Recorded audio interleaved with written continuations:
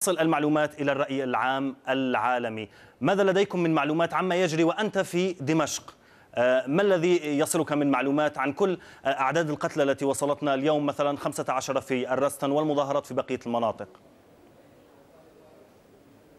نعم، إذا كان المطلوب الحديث عن حراك وفاعلية فهذا موجود، وإذا كان المطلوب الحديث عن حالات إشكالية تحدث إما بسبب أحيانا العصبية وبعض المواجهة، لأن هناك اليوم محاولة إلقاء القبض على أسماء بذاتها للتحقيق معها وإطلاقها، لأن هناك حالة من العفو الدائم الآن والشامل. أما إذا كان المطلوب عن حالة من العداء ومن التظاهر ومن الانقسام الحاد بين النظام السياسي وبين الشارع، فهذا الأمر غير موجود. على سبيل المثال في دمشق لم أرى شيء وأنا في دمشق، وسمعت عن بعض الحالات هنا وهناك، ولكن كلها في إطار ليس عمليات قصف عسكري وليس عمليات استخدام طيران ومدفعية وسوى ذلك، عملية مطاردة أولئك الأشخاص بذاتهم بأسمائهم وهم مطلوبون، وحينما يحضرون يجب أن يحقق معهم لساعات